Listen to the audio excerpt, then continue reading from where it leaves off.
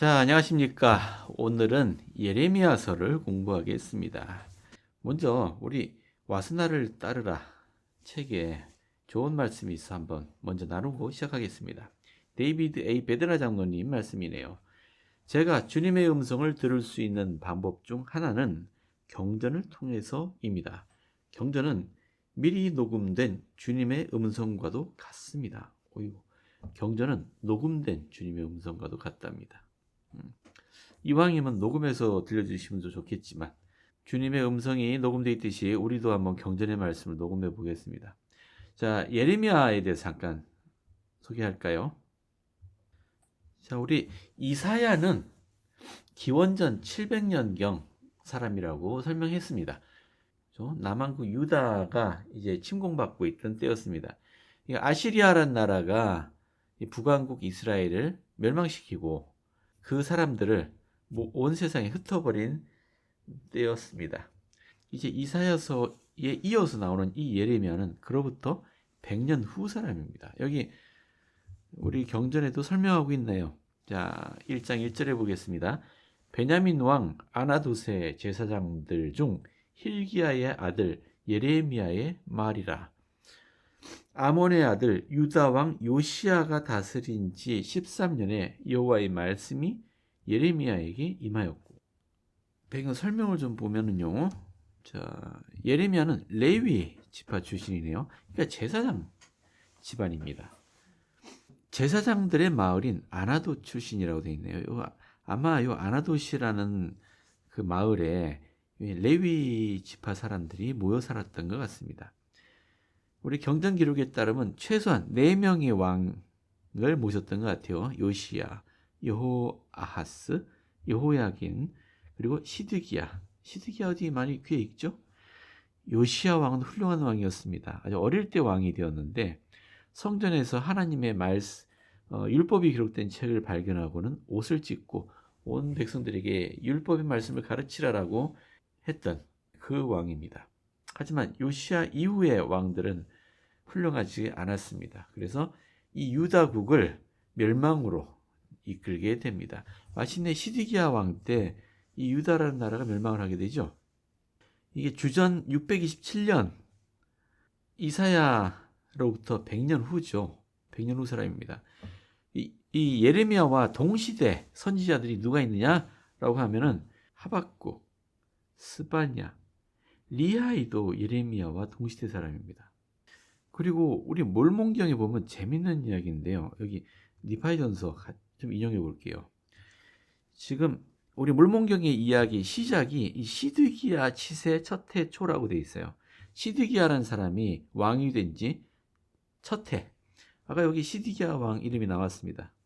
이때 많은 선지자들이 나와서 백성들이 회개해야 하고 만약 그렇지 않으면 큰 성 예루살렘이 반드시 멸망하리라고 예언했습니다. 실제로 멸망하죠.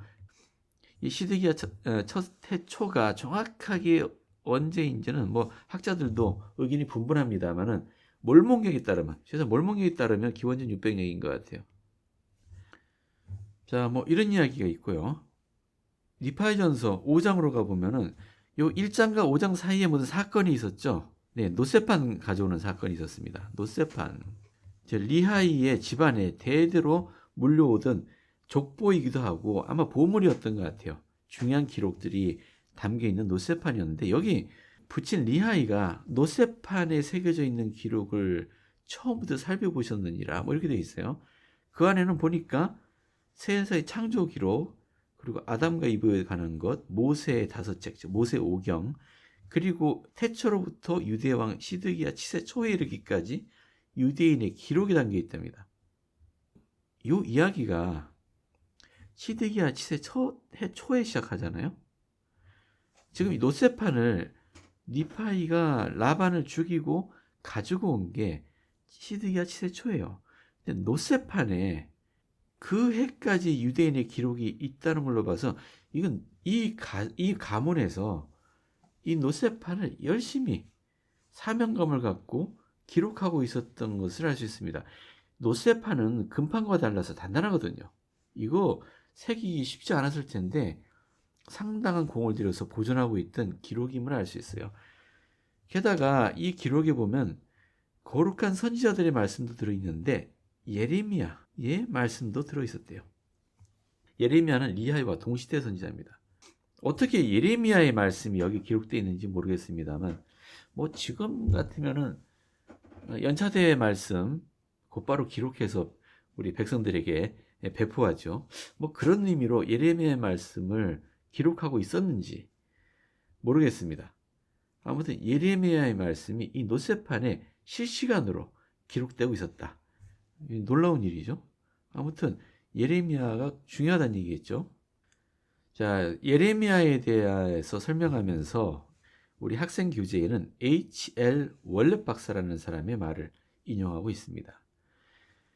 자, 그의 주위에는 많은 선지자들이 있었으나 그들은 모두 양심을 일깨우는 말을 하지 않고 백성들에게 나라가 하나님의 보호를 받아 안전하다고 안심시켜주는 감언이설에 아니하고 대중의 인기를 얻는 전문적인 설교자들이었다.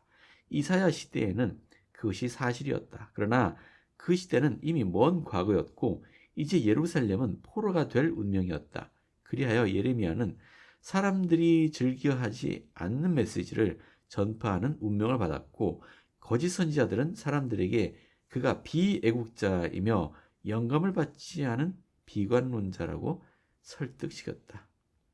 자, 예레미야 시대에 많은 선지자가 있었던 건 분명한 것 같습니다. 우리 하박국, 스바냐, 리하이와 같은 위대한 선지자도 있었지만은 선지자라는 이름은 달고 있지만은 백성들에게 가문이설을 하는 그런 거짓 선지자들도 있었으면 분명합니다. 그들도 분명히 부름받은 하나님의 종임에도 불구하고 거짓 선지자가 됐던 겁니다. 우리에게도 시사하는 바가 있는 것 같아요. 우리가 교회에서 지도자적인 위치에 설령 있다고 할지라도 그 지위 자체가 하나님의 인정받는 사람이냐? 항상 조심해야 될 것 같아요. 예레미야 시대에도 그랬던 것처럼 우리 시대도 조심해야 될 것 같습니다.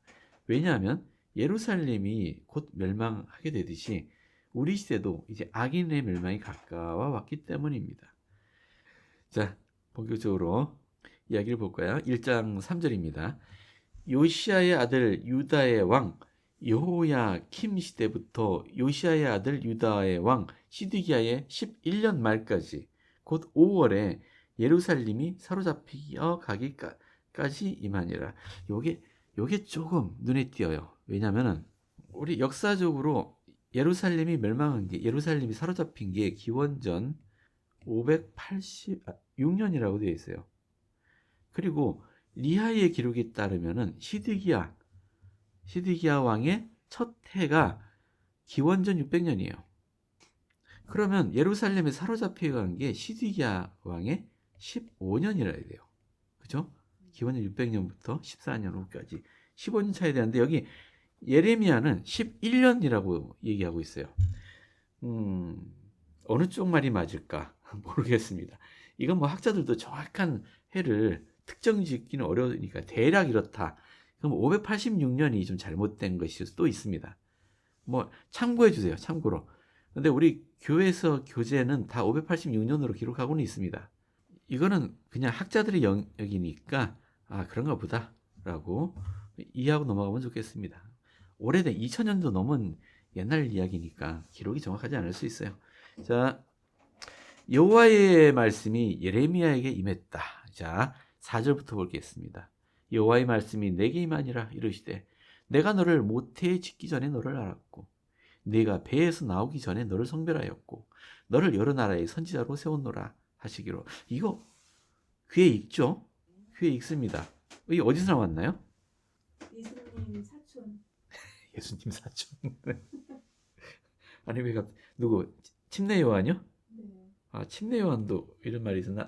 죄송합니다. 저는 기억이 안 나는데 근데 우리 그 가까운 과거에 지난주에 우리 이사야서에 이 같은 말 나오지 않았나요? 이사야가 부름받을 때도 태중에 너를 알았고, 그죠? 네 복중에 있을 때 불렀고, 뭐 알았고, 뭐 이렇게 얘기하고 있습니다. 근데 여기는 구체적으로 모태 짓기 전에 너를 알았답니다. 여기 아니 하나님이 알 수도 있지. 하나님 이 미래를 아시는 분 아니세요? 그럼 아실 수도 있지. 뭐 이게 뭐 특별하냐. 근데 우리는 이 선구를 전세에 대한 증거로 우리는 제시를 합니다. 이사야서는 모태에 있는 태중에 있는 너를 불렀다고 했는데 여기는 아예 모태에 짓기도 전에 엄마 뱃속에 생기기도 전에 알았다라고 돼 있거든요. 배에서 나오기도 전에 너를 성별했다. 자, 이것은 일단 선지자 부름은 우리가 태어나기 전에 이미 예임되었다라고 설명할 수 있습니다. 근데 이게 진짜 전세에 대한 설명이냐? 우리 학생기를 잠깐 볼게요. 너를 알았다라는 말씀을 설명하고 있네요.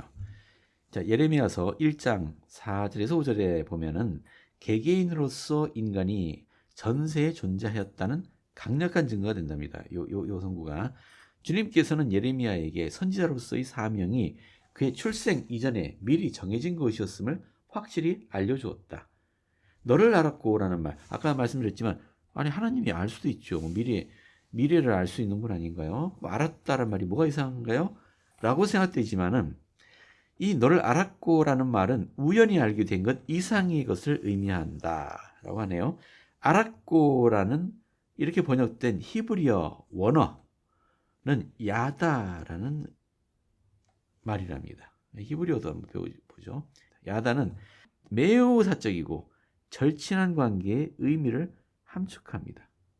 여기서 알았고라는 의미는 내가 너를 모태에 짓기 전에 너와 친분이 있었다라는 의미란 얘기예요.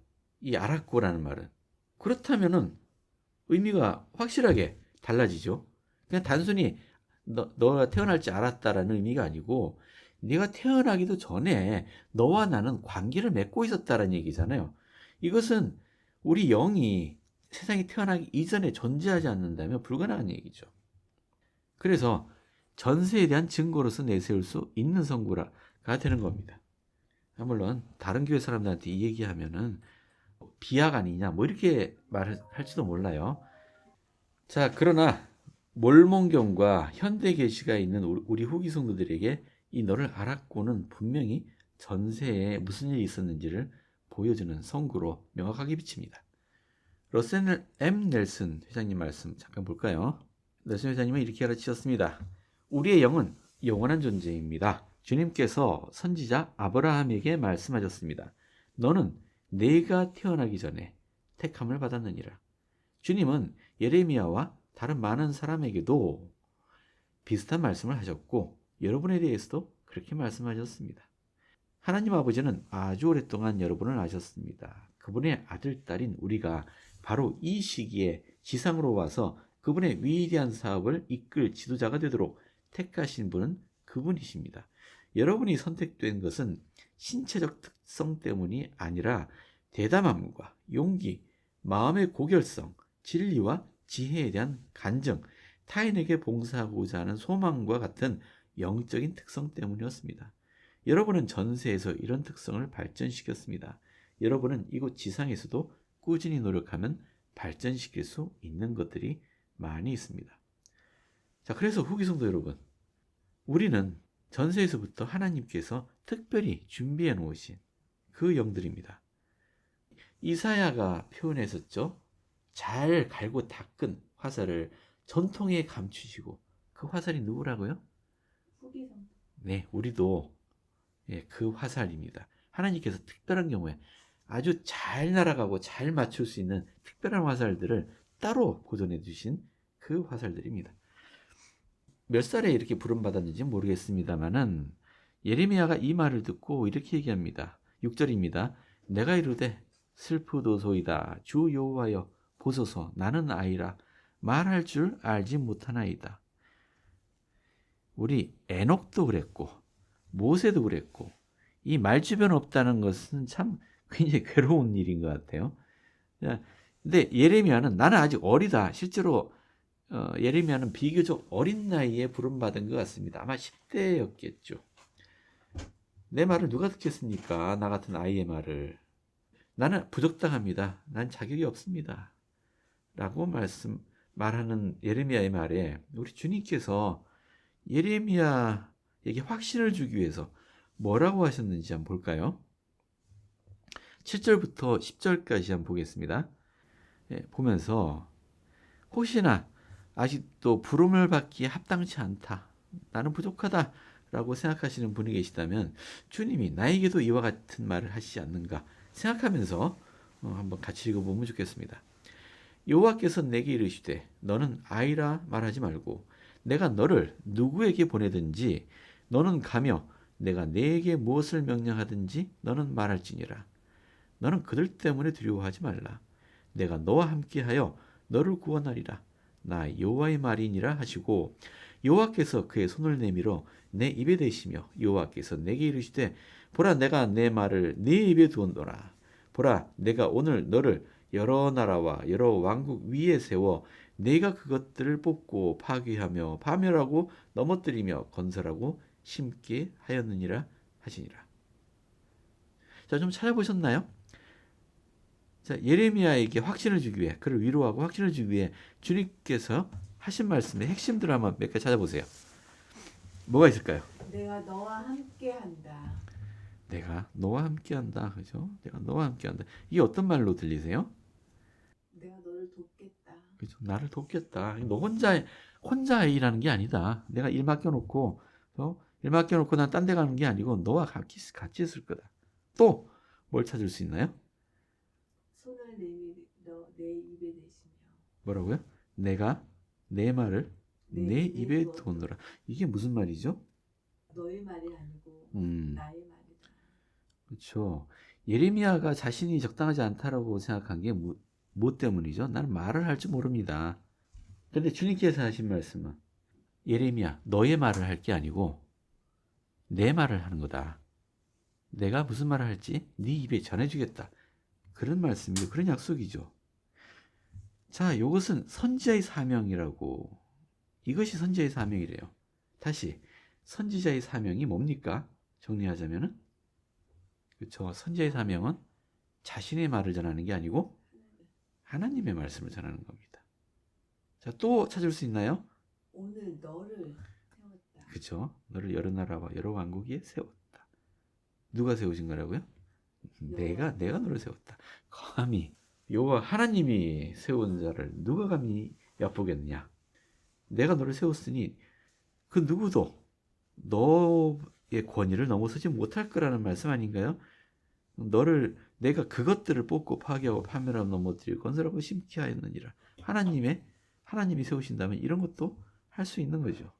자, 예레미야의 책임에 대한 겁니다. 예레미야는 이처럼 막중한 임무로 주님의 부름을 받은 다른 사람들처럼 자신의 무력함을 표현했습니다.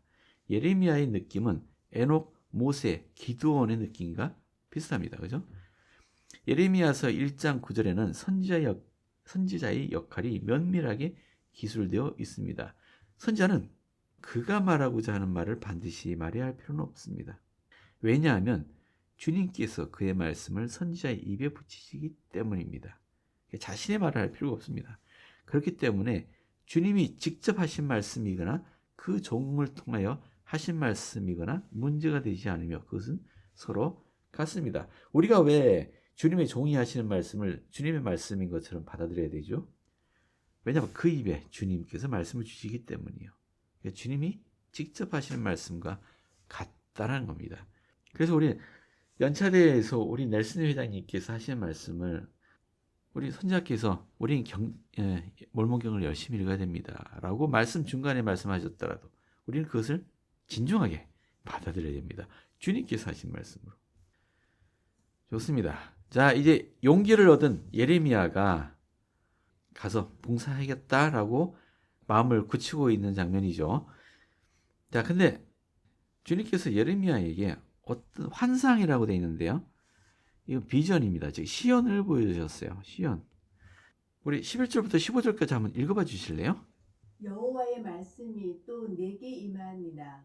이르시되 예레미야야 내가 무엇을 보느냐 하시매 내가 대답하되 내가 살구나무 가지를 보나이다.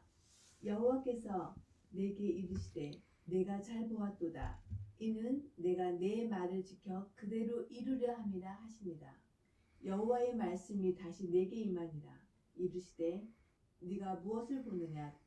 대답하되 끓는 가마를 보나이다.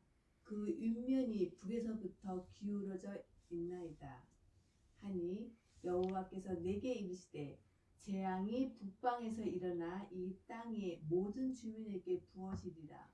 내가 북방 왕국들의 모든 족속들을 부을 것인즉 그들이 와서 예루살렘 성문 어귀에 각기 자리를 정하고 그 사방 모든 성벽과 유다 모든 성읍들을 치리라. 여호와의 말이니라. 예, 감사합니다. 예레미야가 뭘 봤죠? 그의 시언 가운데 두 가지가 언급되고 있네요. 살구나무, 가지, 그죠? 또 끓는 가마. 일단 끓는 가마부터 볼까요? 이게 끓는 가마가 있는데 그 윗면이 북에서부터 기울어졌나이다. 북쪽에서부터 기울어져서 그것이 끓는 가마 속에 들어있는 게 북방 땅에서부터 시작해서 이 땅의 모든 주민들에게 부어진다. 이건 무슨 의미인지 쉽게 이해가 되시죠? 이게 무슨 의미일까요? 그렇죠. 멸망이. 그죠? 북쪽에서부터 북방 왕국들과 모든 족속들을 부를 거랍니다. 여기는 누가 포함됩니까? 우리 이사야서에 나왔던 아시리아, 바벨론, 페르시아, 로마 이런 나라들이 다 북방에서 오죠. 끓는 가마가 북에서부터 기울어졌다. 끓는 물을 이제 부는 겁니다. 자, 이것은 이해가 돼요. 근데 살구나무 가지가 뭐냐? 자, 살구나무 가지를 보나이다. 근데 별 설명이 없어요. 내가 잘 보았도다. 주님께 말씀하시기를. 이는 내가 내 말을 지켜 그대로 이루려 함이니라. 요거는 설명이 좀 필요하네요. 영어로 잠깐 볼게요. 예, yes I said. 내가 말하기를 I see a lot of an almond tree라고 되어 있어요. 아몬드 트리. 아몬드 나무라고요? 학생 교재에도요. 잠깐 볼까요? 예레미야의 첫 번째 시어는 살구나무 가지였다.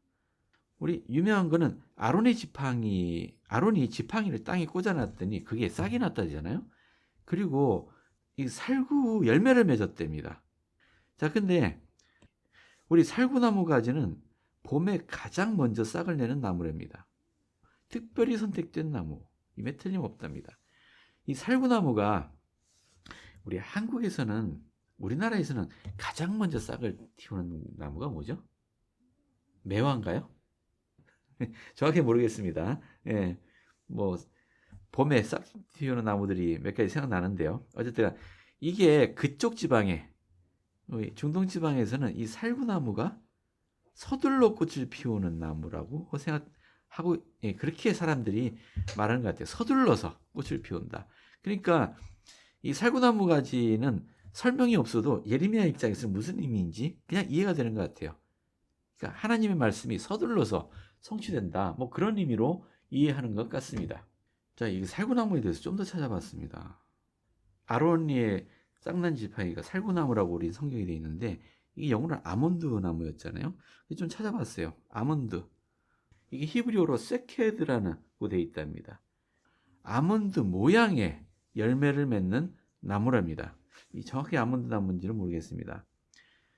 그래서 성경에서 몇 차례 이 아몬드 나무 이게 나와요. 예레미야서에 나오고 아론의 싹난 지팡이, 하룻밤 사이에 아몬드가 열렸다. 뭐 이렇게 민수기에 적혀 있고요.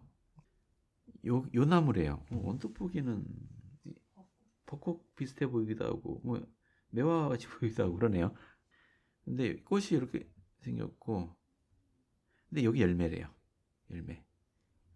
자, 여기 익으면 이렇게 된답니다. 진짜 아몬드 같이 생겼네. 사실 저는 아몬드 나무를 본 적이 없어서요. 미국에 사시는 분들은 아몬드 나무 보신 적 있으려나? 이 살구나무 가지는 아몬드 나무 가지.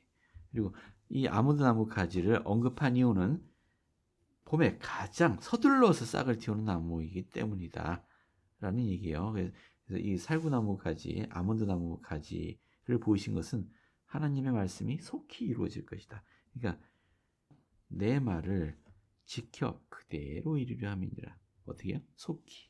그런 의미를 가지고 있다라는 얘기입니다. 자, 이제 1장의 내용을 일단 정리하자면은, 처음에 예레미야는 자신이 좋은 선지자가 될 수 없다고 생각했습니다.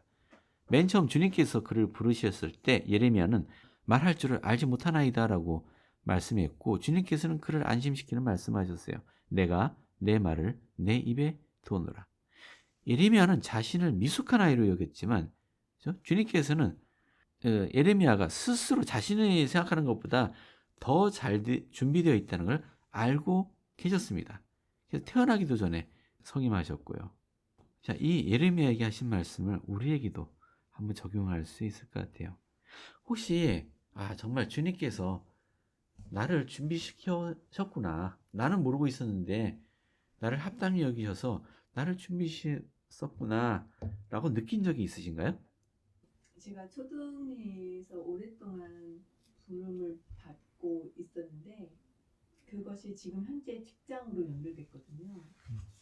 지금 그 당시에 취직할 때도 그랬고 지금도 그렇고 내가 어떻게 이 일을 하고 할 수 있을까라는 생각을 하고 있고 직장 내에서 어느 정도 놀라워하면서 어떻게 이은정 선생님 뭐 이런 걸 이렇게 할 수 있어요? 뭐 할 수 있어요? 혹시 미술을 전공하셨어요? 혹시 음악을 전공하셨어요? 네, 그때마다 제가 생각을 하죠. 하나님 아버지께서 저를 준비시켜 주셨구나. 지금의 현재에 발전하게 해주시고 뭐 이런 모든 것들을 정말 나도 모르게 준비해 주시고 계시는구나. 그런 생각들을 하게 됩니다. 특히 이 젊은이 여러분들께 말씀드리고 싶네요. 주님께 충실하시기 바랍니다. 나중에 이렇게 생각할 때가 올 겁니다. 어떻게 해서 내가 이렇게 축복을 받게 됐지? 내가 무슨 자격이 있어서 이런 일을 누리고 있지? 라고 생각하시게 될 날이 올 겁니다. 예. 자, 주님께서는 결코 우리를 외로이 두지 않으십니다. 그분의 축복을 절실하게 느끼는 날이 올 겁니다. 그러니까 젊을 때부터 주님께 충실하시기 바랍니다. 예레미야 2장으로 넘어가겠습니다. 2장에서는 이 부분을 볼게요. 자, 13절입니다. 우리 13절 한번 읽어봐 주시겠어요? 내 백성이 두 가지 악을 행하였나니 곧 그들이 생수에 근원되는 나를 버린 것과 스스로 웅덩이를 판 것인데 그것은 그 물을 가두지 못할 터진 웅덩이들이라. 내 백성이 두 가지 악을 행했대요. 이스라엘이. 자, 첫 번째 뭐라고요? 생수에 근원되는 나를. 생수의 근원이 누구라고요? 나를 버렸답니다. 이거 어디서 많이 또 들어본 말이죠? 생수 하면 이분 생각나지 않으세요? 이게 누군가요? 그쵸. 이 사마리아 여인에게 한 말이죠. 자, 내가 주는 물을 마시는 자는 영원히 목마르지 아니하리니 내가 주는 물은 그 속에서 영생토록 솟아나는 샘물이 되리라. 이게 생수이죠. 이 생수의 근원은 주 예수 그리스도이십니다. 생수의 근원이 되는 나를 버렸다. 참된 하나님을 버리고 스스로 웅덩이를 팠답니다. 스스로 웅덩이. 근데 그 웅덩이는 물을 가두지 못하는 터진 웅덩이랍니다. 그 물을 보관하는 이런 것도 발견이 됐대요. 그래서 물을 이제 보관해 두는 거죠. 꽤 크네요, 의외로. 근데 이게 뭐가 문제죠? 이게 터졌어요. 물을 아무리 부어도 의미가 없죠. 자, 이게 스스로 웅덩이를 팠는데 터진 웅덩이, 이건 뭘 상징할까요? 우상. 참된 하나님을 버렸다면은 그들이 우상을 섬기고 있다라는 것의 비유가 되겠습니다. 우리 학생교재 설명도 한번 볼까요? 이스라엘 백성이 살았던 매우 건조한 지역에서는 웅덩이라 불리는 지하조수조의 귀한 물을 저장했습니다. 샘에서 물을 얻는 것이 웅덩이에 의지하는 것보다 나은 이유가 뭡니까? 생수의 근원을 버린다는 것은 무슨 뜻일까요? 자, 터진 웅덩이는 무엇을 상징한다고 생각하십니까? 이스라엘 백성들은 어떻게 주님의 생수를 버렸는지 한번 생각해 보시기 바랍니다. 여러분은 어떻게 생각하세요? 샘이 있고 웅덩이가 있어요. 둘 중에 하나 내가 가질 수 있다면 어느 쪽을 가지시겠습니까? 웅덩이 가지시겠어요? 왜? 더 큰 물을 더 많이. 신선한 물이 계속 솟아나잖아요, 샘물은. 근데 웅덩이는 물을 가둬두고 있잖아요. 예, 그 물이 좋은 물이에요? 그거 선택하시겠어요? 그런데 왜 사람들은 생수를 냅두고 왜 웅덩이 물을 선택할까요? 그거 이상하죠? 샘물은 조금씩 올라오잖아요. 모자랄 것 같고 곧 마를 것 같고. 그래서 그 물을 모아서 계속 나올 때마다 모아서 큰 웅덩이에 계속해서 채워넣는 거죠. 비축하는 거죠. 그래요. 웅덩이도 뭐 유용한 거죠. 그런데 주님은 왜 터진 웅덩이라고 했을까요? 이거는 뭘 비유한 걸까요? 터졌으니까 웅덩이 역할을 못하는 거죠. 물을 밑 빠진 뚝. 그렇죠. 밑빠진 독이죠. 험한 내가 물을 마시고 싶을 때, 갈증을 느낄 때 물을 마셔야 되는데, 물을 못 마셔. 그죠? 마실 물이 아무리 그 물을 난 넣는다고 넣는데 결국 내 갈증은 해소해주지 못하는 겁니다. 그게 우상입니다. 이 우상, 세상의 거짓 가르침들. 우리 영혼을 만족시킬 수 있는 것은 참된 생수의 근원에서 나오는 물밖에 없다는 겁니다. 이게 얼마나 어리석습니까? 자, 또 한 가지 비유로 또 말씀하셨네요. 이것도 어디서 많이 본 말일 거예요. 자, 제가 이렇게 했습니다. 자, 21절에 너는 이스라엘이죠. 순전한 참 종자, 참 씨앗, 곧 귀한 포도나무로 심었거늘 내게 대하여 이방 포도나무의 악한 가지가 되면 어찌 됨이냐. 귀한 포도나무로 심었는데, 좋은 종자 갖다가 귀한 포도나무를 심었는데 악한 가지가 됐답니다. 이방 포도나무, 악한 가지가 되어버렸답니다. 이거 어디서 많이 본 비유 아닌가요? 어디서 보셨죠? 기억나세요? 우리 야고보서 한번 볼까요? 맞아요. 야고보서에 우리 몰몬경은 야고보서의 5장입니다. 야고보서 5장은 감람나무 비유라고 알려져 있죠. 그 중에 하나만 인용할게요. 이는 보라, 이같이 주께서 말씀하심이니라. 이스라엘의 집이여, 내가 너를 사람이 취하여 자기 포도원에 기른 가꾼 감람나무에 비유하리니 이것이 자라 점차 고목이 되매 썩기 시작하느니라. 좋습니다. 여기 포도원의 길은 가꾼 감람나무예요. 이 감람나무가 우리 이사야에서 말하는 포도나무 같은 거예요. 예, 같은 겁니다. 좋은 감람나무. 근데 썩기 시작했어요. 말 그대로 안 좋은 나무가 됩니다. 좋은 열매를 맺지 못하는 즉 악한 가지가 되어버렸다. 이것이 연결되지 않습니까? 게다가 우리 이사야서 공부할 때 이거 공부했었죠. 이세 줄기에서 한 싹이 나며 그 뿌리에서 한 가지가 나서, 여기 이세 줄기가 이세 그루터기라고 했죠. 왜 그루터기죠? 원래 나무였는데 왜 그루터기 됐죠? 잘려나갔습니다. 그죠? 이게 감람나무, 즉 올리브 나무인데 잘려버렸어요. 왜 잘려버렸습니까? 썩으니까 잘려나간 겁니다. 자, 이사야서에도 비슷한 비유가 적혀 있었습니다. 내가 잘 키워서, 여기 포도나무, 즉 감람나무, 잘 키워서 뭐 하려고 키우겠습니까? 열매 얻으려고 키우죠. 하나님께서 이스라엘을 잘 키우고 싶었던데 그 뭘 얻으려고, 뭐가 열매가 되는 거죠? 자, 의인들이라고 되어 있어요. 의인들, 의로운 사람들. 그러니까 하나님의 의로운 백성들을 많이 양산하고, 또 주변에도 복음을 전해서 주변 사람들도 감화시키고 온 세상에 하나님의 말씀을 전할 것을 기대했는데 되려 이방 포도나무 가지를 들여오더니 자기한테 덧붙였어요. 악한 가지가 되어버렸습니다. 이게 지금 이스라엘 백성들의 모습이라는 얘기예요.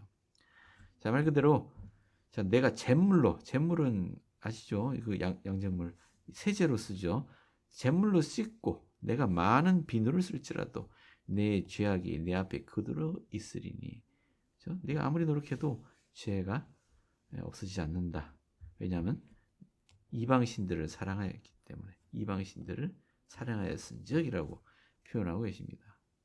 그러면서 유대인들에게 내가 너희 아버지 아니냐. 근데 나무를 향해서 너는 나의 아버지를 하고, 돌을 향해서 너가 나를 낳았다고.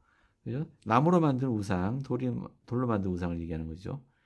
그들의 등을 내게 돌리고, 진짜 정말 하나님인 내게는 등을 돌리고 나무와 돌로 만든 것에 얼굴을 향하고, 그죠? 그러다가 환난을 당하면 그제서야 나한테 와서 이르기를 우리를 구원하소서 하리니, 그때 기꺼이 그들이 도움을 받을 수 있겠습니까? 그러면 이렇게 말씀하시겠죠. 너를 위하여 네가 만든 내 신들은 어디 있느냐? 왜 그 신들 어디 가고 왜 나한테 와서 그러냐? 이스라엘 백성들에게는 여호와께서 하나님이 아니었던 겁니다. 그들이 거부했기 때문에 그들이 하나님으로 섬기기를 거부했기 때문입니다. 뒤에 여러 가지 비유가 나오지만 다 같은 의미입니다. 유대인들이 우상을 섬기는 거. 여기 또 한 가지 또 재밌는 비유로 말씀하고 있네요. 두 자매 비유입니다. 두 자매. 그림이 있는데요. 두 자매의 비유예요. 자, 왜 이 두 자매는 슬퍼할까요? 이 몇 장인가요? 네, 3장 7절부터 볼까요? 9절까지 한번 읽어봐 주실래요? 그가 이 모든 일들을 행한 후에 내가 말하기를 그가 내게로 돌아오리라 하였으나 아직도 내게로 돌아오지 아니하였고 그의 반역한 자매 유다는 그것을 보았느니라.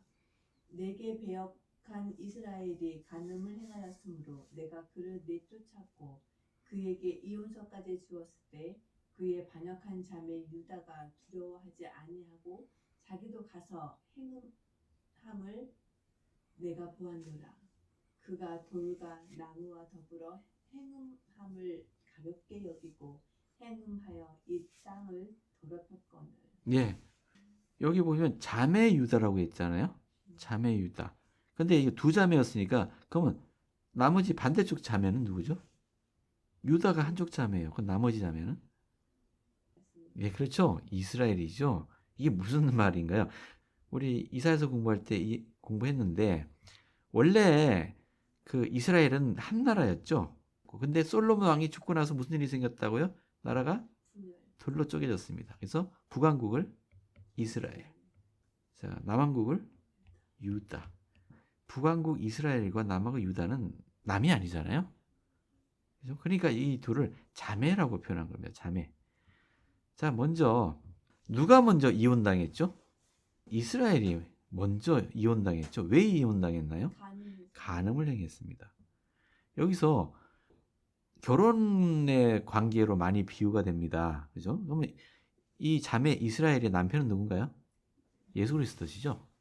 그분과 결혼했을 이스라엘이 간음을 행했어요. 간음을 행했다는 얘기는 이방신들, 이제 거짓신들, 우상들을 섬겼다는 얘기죠. 그걸 간음에다 비유했습니다.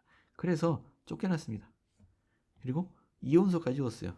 이스라엘은 온 세상에 흩어졌고 어디 갔는지 모릅니다. 그런 일을 당하자 원래 이 신랑에겐 아내가 하나 더 있었어요. 그게 누구죠? 그게 유다입니다. 그래서 이스라엘과 유다는 자매가 아니되는 겁니다. 예, 결혼으로 인한 자매관계. 유다가 두려웠어요. 왜냐하면 자기도 비슷한 걸 했거든요. 두려워하지 아니하고 잘 지적해줬습니다. 아니 자기 자매가 쫓겨난 걸 봤으면서도 유다가 두려움도 없이 똑같은 일을 하는 겁니다. 이스라엘 자매가 한 것처럼. 이 남편이 그걸 보고 있다는 얘기잖아요. 진심으로 내게 돌아오지도 않고 이 유다가 거짓으로만. 자, 여호와께서 내게 이르시되 배역한 이스라엘은 반역한 유다보다 자신이 더 의로움이 나타났다. 차라리 이스라엘이 너희들 유다보다는 더 의로운 것 같다. 이 그림이 이제는 이해가 되네요. 이 남자가 누군가요? 이게 신랑이죠. 여호와 하나님. 그죠? 여호와 하나님. 이 두 자매는 이분과 결혼한 두 여인입니다.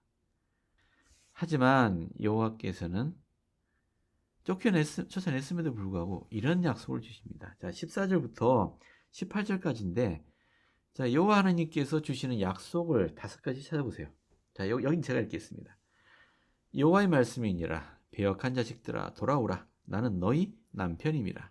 내가 너희를 성읍에서 하나와 족속 중에서 둘을 택하여 너희를 시온으로 데려오겠다. 내가 또 내 마음에 합한 목자들을 너희에게 주리니 그들이 지식과 명철로 너희를 양육하리라. 여호와의 말씀이니라. 너희가 이 땅에서 번성하여 많아질 때에는 사람들이 여호와의 언약궤를 다시는 말하지 아니할 것이요 생각하지 아니할 것이요 기억하지 아니할 것이요 찾지 아니할 것이요 다시는 만들지 아니할 것이며 그때 예루살렘이 그들에게 여호와의 보좌라 일컬음이 되며 모든 백성이 그리로 모이리니 곧 여호와의 이름으로 말미암아 예루살렘에 모이고 다시는 그들의 악한 마음에 완악한 대로 그들이 행하지 아니할 것이며 그때 유다 족속이 이스라엘 족속과 동행하여 북에서부터 나와서 내가 너희 조상들에게 기업으로 준 땅에 그들이 함께 이르리라. 자, 찾아보셨나요? 제가 다 표시해놨네요. 1번부터 5번까지 번호 매겨놨습니다. 자, 그러면 의미를 하나씩 한번 살펴볼까요? 자, 첫 번째, 약속이 뭡니까? 너희를 시온으로 시온으로 데려오겠다. 이건 무슨 의미일까요? 다시 받아들이겠다. 다시 받아들이겠다. 그죠? 시온. 지금 우리 시대에 새 예루살렘과 옛 예루살렘 이곳으로 흩어버렸는데 그들을 다시 모으시겠다라는 얘기죠. 자, 쫓아낸 이 여인들을 다시 맞아들이겠다라는 얘기입니다. 자, 두 번째. 자, 하여튼 요것은 집합에 대한 얘기입니다. 이스라엘이 다시 집합하겠다. 자, 2번. 두 번째는 내 마음에 합한 목자들을 너에게 주리라. 이 목자가 누굴까요? 지도자. 우리 지도력을 발휘하는 지도자들. 거짓 선지자들이나 이 재물을 탐하는 제사장이나 이런 사람들이 아니고 내 마음에 합하는, 그러니까 하나님과 마음이 같은 목자들을 드리라. 그렇죠? 합당 목자들을 주어서 너희를 제대로 이끌도록 하겠다. 여러분들은 누가 이 목자라고 생각하세요? 감독님. 우리 감독님 좋습니다. 우리 감독님, 그죠? 네, 주님과 마음이 합한 목자 좋습니다. 남편이요? 아이 감사합니다. 남편이 그렇게 돼야 되죠. 좋은 말씀하셨어요. 자, 여기 이 말씀 듣고 계시는 분들, 남편분들, 아내분들, 여러분의 가정 안에 있는 남편은 목자인가요? 아니면 지배자인가요? 여러분 목자가 되셔야 됩니다. 목자는 돌보고 보호하고 먹이는 겁니다. 감사합니다. 자, 세 번째, 요거는 좀 쉽지 않을 거예요. 여호와의 언약궤를 다시는 말하지 아니할 것이다. 이게 뭔 소리죠? 언약궤가 뭐죠? 기억나세요? 그렇죠. 모세에게 만들게 했던. 그죠? 그 언약궤 안에는 뭐가 들어 있었죠? 십계명 돌판. 그죠? 계명의 돌판. 그 지팡이는 모세 지팡이고 아론의 지팡이. 쌍난 아론의 지팡이. 방을 넣어놨고요. 또 하나 더 있었어요. 만나 한 항아리. 그죠? 그게 언약궤예요. 이 언약궤를 왜 만들게 하셨죠? 이스라엘 백성들에게 하나님과 맺은 성약을 기억하도록 하기 위해서. 근데 언약궤를 말하지 않고 생각도 안 하고 기억하지도 않을 거고 찾지도 않을 거고 다시는 만들지 않을 거랍니다. 하나님이 언약궤를 버리신다는 얘기인가요? 이건 좋은 말로 하신 말씀일 텐데 어째 이게 좋은 말이 되는 거죠? 이게 무슨 의미일까요? 언약궤를? 그렇죠. 이 언약궤가 필요 없다는 얘기죠. 왜 필요 없나요? 성약이 이루어졌으니까. 성약이 이루어졌으니까. 언약궤는 내 말 들어라. 그럼 내 축복해주고 너를 지켜주겠다라는 하나님의 약속이에요. 근데 이스라엘 백성들이 그 언약궤의 의미를 이해했나요? 아니죠. 언약궤가 무슨 부적인 것처럼 다루었죠. 전쟁터에 들고 나가면 이길 걸로 생각했어요. 그러다가 그 빼앗겼죠. 블레셋에게. 약속은 이루어졌습니다. 즉, 세 번째 약속은 여호와께서 그분의 말씀을 성취하시겠다. 약속 지키시겠다라는 의미입니다. 언제? 이제 복천년이 되면. 우리 복천년은 하나님이 약속을 지키는, 그분이 성약을 지키시는 날입니다. 자, 네 번째. 예루살렘이 그들에게 여호와의 보좌라 일컬음이 될 것이다 라고 했어요. 이거 이사야서에도 나오지 않았나요? 예루살렘이 여호와의 보좌가 된다는 얘기 무슨 의미죠? 보좌는 뭐하러 두나요? 아니 그 보좌가 아니고 그 카운터 자 1보좌 2보좌가 아니고 이 보좌는 왕이 앉는 그 의자를 보좌라고 해요. 예. 그 여호와의 보좌 거기다 왜 보좌를 두겠습니까? 여호와께서 앉아 계시기 위해서죠. 어떤 자격으로? 왕으로서. 예루살렘에 보좌를 둔다는 얘기는 예루살렘을 통치하시는 왕으로서 주님이 거기 계시겠다는 얘기잖아요. 그렇죠. 이게 얼마나 큰 약속입니까? 예루살렘에 주님의 보좌를 둘 것이다. 우리 이사야서에서 공부했죠. 주님이 거하시면 뭐가 필요 없다고요? 해와 달이 필요 없어요. 왜요? 그렇죠. 그분이 빛의 근원이에요. 예루살렘은 그분이 계시는 특권을 받습니다. 지구상의 다른 큰 도시들 가운데는 이런 특권을 못 누리는 도시들도 있을 것이다 라고 얘기했어요. 거기는 이제 밤이 되면 등을 켜야 돼요. 하지만 시온과 예루살렘은 필요 없습니다. 등이 필요 없어요. 왜? 여호와께서 함께 계시기 때문에. 자, 마지막 다섯 번째. 유다 족속이 이스라엘 족속과 동행하여 두 자매가 동행해서 북에서부터 나와서 내가 너희 조상들에게 기업으로 준 땅에 그들이 함께 이리라. 이게 뭐죠? 예, 집합이네요. 그들이 모일 거다라는 얘기죠. 모일 거다. 아까 첫 번째 약속하고는 좀 같은 것으로 보이네요. 그죠? 너희를 시온으로 데려오겠고, 그죠? 시온으로 데려오겠고, 너희 조상들에게 기업으로 준, 여기 조상에게 기업으로 준 땅이 어딘가요? 이건 옛 예루살렘이잖아요. 그러면 첫 번째 약속은 시온이니까 시온은 새 예루살렘이라고 얘기해야 될까요? 뭐 같은 말이라고 생각됩니다만은 굳이 구분하겠다면 이렇게 얘기할 수 있겠네요.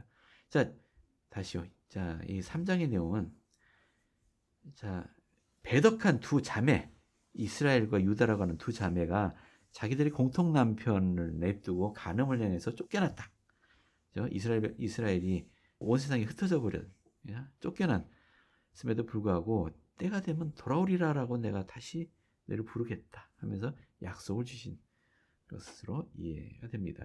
자, 우리 학생 교재에 있는 말씀 한번 읽어볼까요? 자, 예레미야는 흩어진 집합에 대해 예언하면서 그 일은 출애굽보다 훨씬 더 기념비적인 일이 될 것이다라고 얘기했는데요. 여기 러셀렘 네슨 회장님 말씀이 있네요. 여러분은 이 구체적인 시기에 이스라엘의 집합을 돕도록 이 땅에 보내졌습니다. 지금 이 지상에서 일어나는 일 중에 이보다 더 중요한 일은 없습니다. 이 집합은 여러분에게 가장 중요한 의미를 지녀야 합니다. 우리 후기 성도들이 해야 할 가장 중요한 사명이 뭡니까? 집합시키는 겁니다. 집합. 저 주변에 복음을 전하는 일입니다. 혹시 질문 있으세요? 여기까지. 자, 우리 17장으로 넘어갈까요? 자, 예. 이게 마지막 주제가 될 것 같네요. 일단 17장 들어가기 전에 퀴즈 한번 합시다. 제임스 파우스트 회장님께서 하신 말씀인데 여기 빈칸이 하나 있어요. 빈칸에 들어갈 말이 뭔지를 한번 생각해 보세요. 물질주의가 만연하고 욕구가 증대되는 오늘날 시대의 재앙으로부터 자신과 자녀를 보호할 수 있는 확실한 대책이 있습니다. 그 확실한 보호의 열쇠는 놀랍게도 땡땡땡에서 찾을 수 있습니다. 가정에서 찾을 수 있습니다. 좋습니다. 가정. 또 도전해 보세요. 자, 여러분도 한번 잠깐 동영상을 멈추고 한번 생각해 보십시오. 여기 뭐가 들어갈까? 자, 정답을 한번 볼까요? 놀랍습니다. 파우스 회장님 말씀에 따르면 놀랍게도 그 확실한 보호의 열쇠는 안식일을 잘 지키는 데서 찾을 수 있다고 하네요. 안식일이요? 예레미야는 계속해서 우상을 숭배하고 거짓 가르침을 따르고 하는 이런 것에 여기 17장에도 마찬가지예요. 유다의 죄는 금광석이 뭔가요? 다이아몬드잖아요. 금광석 끝 철필, 즉 끝에 다이아몬드를 박아놓은 철필로 기록했답니다. 얼마나 단단하게 기록해놨을까요? 그들의 마음팜과 그들의 제단불에 뭐라고요? 이스라엘 백성들이 제단들과 아세라, 이게 다 우상들이잖아요. 그들의 마음 이것만 생각하고 있다라고 아주 신랄하게 비판합니다. 근데 갑자기 예레미야가 우상 숭배를 그렇게 경고하면서 또 한마디 남기는 게 안식일이에요. 안식일에 대해서입니다. 자, 23절부터 한번 끝까지 읽어봐 주실래요? 그들은 순종하지 아니하며 귀를 기울이지 아니하며 그 목을 곧게 하여 듣지 아니하며 교훈을 받지 아니하였느니라. 여호와의 말씀입니다. 너희가 만일 삼가 나를 순종하여 안식일에 짐을 지고 이 성문으로 들어오지 아니하며 안식일을 거룩히 하여 어떤 일이라도 하지 아니하면 다윗의 왕위에 앉아 있는 왕들과 고관들이 병거와 말을 타고 이 성문으로 들어오되 그들과 유다 모든 백성과 이스라엘 주민들이 함께 그리할 것이요 이 성은 영원히 있을 것이며 사람들이 유다 성읍들과 예루살렘에 둘린 곳들과 베냐민 땅과 평지와 산지와 네겝으로부터 와서 번제와 희생과 소제와 유향과 감사 제물을 여호와의 성전에 가져오려니와 그러나 만일 너희가 나를 순종하지 아니하고 안식일을 거룩되게 아니하여 안식일에 짐을 지고 이스라엘 문으로 들어오면 내가 성문에 불을 놓아 이스라엘 예루살렘 궁전을 삼키게 하리니 그 불이 꺼지지 아니하리라 하셨다 할지라도 하십니다. 예, 감사합니다. 우리 안식일은 많이 듣던 거예요. 그죠? 여기 일단 안식일에 대한 표현은 이렇게 되어 있습니다. 안식일에 짐을 지고 이 성문으로 들어오지 아니하며. 그래서 안식일을 거룩히 하여 어떤 일이라도 안 하면, 즉 안식일을 잘 지키면 약속이 뭐죠? 한마디로 영원히 살 거다. 이 성은 영원할 거다. 그죠? 근데 만약 순종하지 않고 안식일을 거룩하게 하지 않고 안식일에 짐을 지고 예루살렘 문으로 들어오면 어떻게 할 거라고요? 불을 놓고 궁전을 삼키게 하고 꺼지지 않을 거랍니다. 멸망이 그치지 않을 거다. 안식일이 그토록 중요한 계명인가요? 왜 그렇게 중요하죠? 이게 멸망하느냐 마느냐를 결정하는 그런 중요한 계명인가요? 안식일을 거룩하게 지킨다는 것은 우리 주 하나님을 기억한다는 뜻이거든요. 기억한다. 하나님을 기억한다. 그러면 안식일을 충실히 지키는 사람들은 우리 하나님을 기억하기 때문에 우상을 숭배하지 않겠네요? 노력하는 것이고, 음, 그다음에 우상이 어떤 저의 개인적인 경험에 의하면 뭐 다른 우상들, 뭐 차나 자동차 아니면 돈, 어떤 취미 이런 것들 안식일을 지키는데 방해가 되는 그러한 것들로부터 눈길을 돌려서 하나님에게 집중할 수 있고 그분을 기억하면서 그분을 기억한다면 당연히 또 회개하는 시간이 있을 것이고 회개를 해야만 좀 더 그리스도와 같이 닮아가는 그런 시간이 되기 때문에 안식일은 중요한 것 같아요. 그렇죠. 지금 우상의 의미를 잘 설명해 주었습니다. 그러니까 우상은 우리 하나님으로부터 우리 마음을 뺏어가는 모든 것들이 우상이 될 수 있겠네요. 거기에 비해서 그러면 안식일은 그 우상으로부터 다시 마음을 하나님께로 돌이키는 중요한 계명이 되겠네요. 안식일을 가볍게 여긴다는 얘기는 하나님께로 돌이킬 생각이 없다라는 의미가 되겠고요. 그렇게 이해할 수 있을까요? 우리 성도들의 마음속에 안식일이 얼마나 무겁게 자리 잡고 있는지를 다시 한번 생각해 볼 필요가 있겠네요. 마지막 경륜의 시대에 악인들에게 심판이 내려지는 날이 얼마 남지 않은 우리들이 주님께서 보시기에 이들은 보호할 가치가 있는, 주님께서 보호하는 내 백성이겠다라고 생각하시는 표징, 세상 사람들과 주님의 성도를 구분하는 표징이 뭘까 한번 생각해 보세요. 예레미야는 유다가 우상 숭배 외에도 큰 죄를 지었는데 그것이 바로 안식일이라고 얘기하고 있어요. 안식일을 범했다. 자, 여기 한번 읽어보겠습니다. 이 예레미야의 가르침은 안식을 지키는 것을 주님께서 얼마나 중요하게 여기시는가를 알려주는 훌륭한 가르침입니다.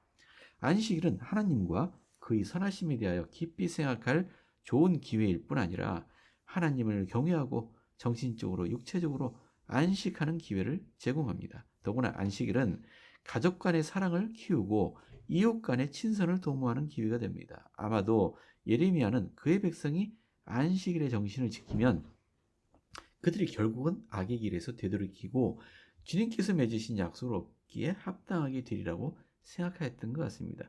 안식일을 지키면은 악으로부터 되돌이키게 됩니다. 우리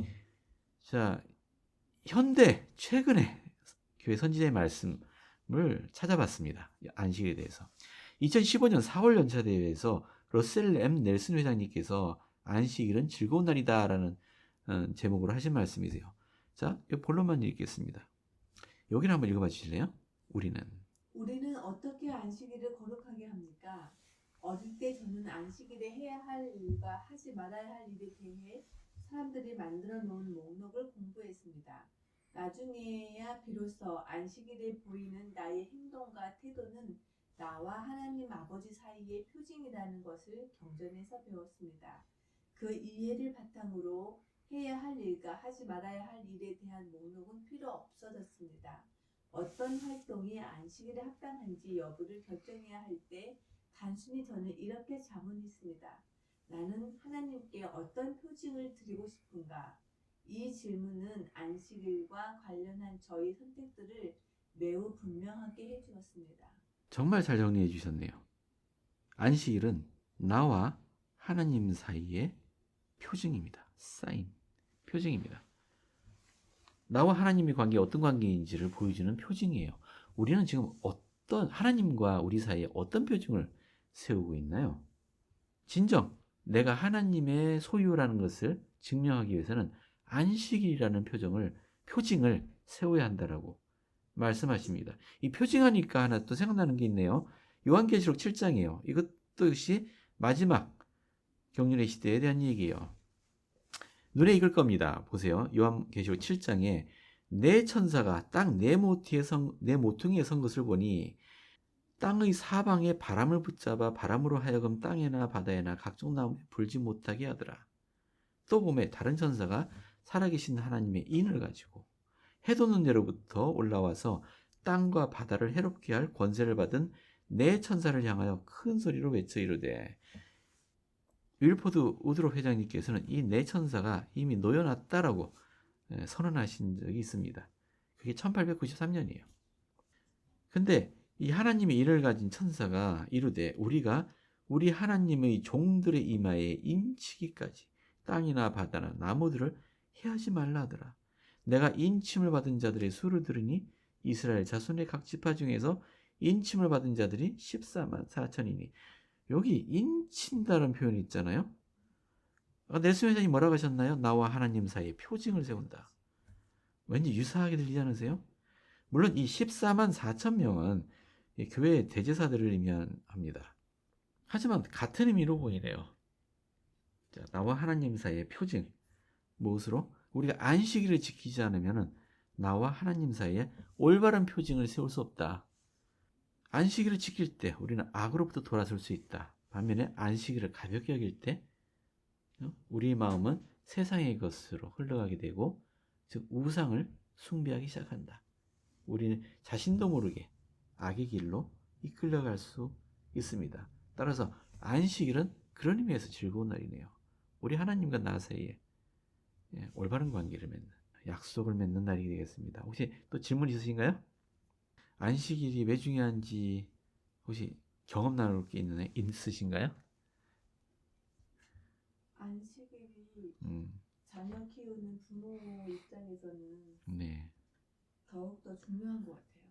네, 안식일에 어떻게 해서든지 자녀들이 기쁘게, 정말 기쁘게 교회에 갔으면 하는, 함께 갔으면 하는 그런 소망이 있지만 어떨 때는 억지로 끌려오는 것 같고, 어떨 때는 가고 싶어 하지 않는 것 같고, 네, 뭐 핑계대는 것 같고, 그러할지라도 그럼에도 불구하고 자녀들이 안식일에는 꼬박꼬박 그래도 표준 묵상하고 예배당에 가서 찬송하고 기도할 때, 그리고 그 또래의 친구들과 함께 정전을 읽을 때, 그러한 경험들이 정말 중요하다.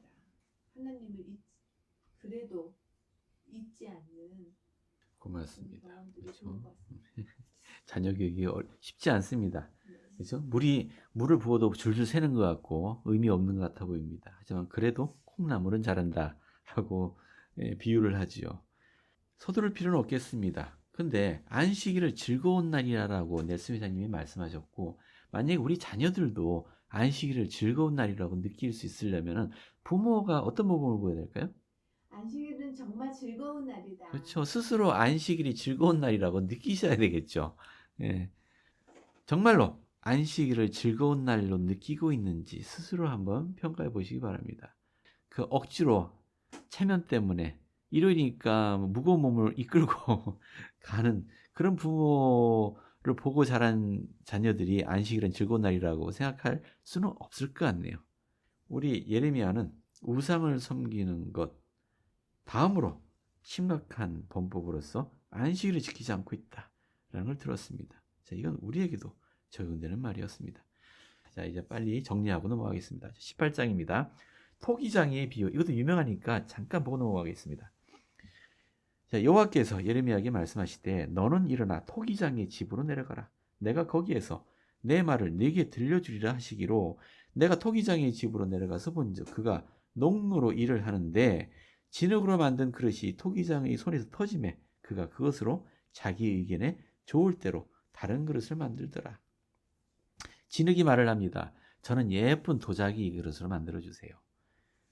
토기장이가 만져보니까 도자기 못 만들 흙이야. 그 뭘 어떻게 하겠습니까? 그래서 토기를 만들겠죠. 투박한 토기를 만듭니다. 그럼 이 토기장이에게 불만을 말할 수 있나요? 예, 토기장이는 이 흙에 무엇이 가장 적당한지를 알고 있죠. 자, 우리는 주님께 때때로 이렇게 고집 부리는지도 모르겠습니다. 자, 우리는 토기장이의 손에 놓인 진흙이다라는 것을 이해하면 좋겠습니다. 자, 마지막 20장입니다. 예레미야가 이렇게 열심히 하나님 말씀 전하고 특히 이제 리하이도 그러다가 이제 죽을 뻔했지만 예레미야도 회개하지 않으면은 예루살렘이 파멸될 거다라는 말을 하니까 그 말 듣기 싫어하는 사람들이 있었습니다. 일반 백성들이야 뭐 냅두고라도 예레미야의 이 말 때문에 위협받는 사람들이 있죠. 누구겠습니까? 당시 상황에 편승해서 호의호식하던 권력자들, 제사장들이 예레미야를 보기를 눈에 가시로 보이겠죠. 그들이 선동하는 겁니다. 백성들을. 우리 예수님도 십자가에 못 박혀 돌아가신 이유가 일반 백성들이 뭐 이렇게 예수님을 십자가에 못 박고 싶어 하겠습니까? 그런데 제사장들이 선동했죠. 백성들을 선동했습니다. 문제는 이거예요. 선동. 우리가 애국 얘기할 때 항상 조심해야 돼요. 우리 정치인들이 애국 얘기할 때는 조심해야 됩니다. 선동이 아닌지. 제사장들도 애국이라는 이름으로 예수님을 십자가에 못 박았어요. 조심하셔야 됩니다.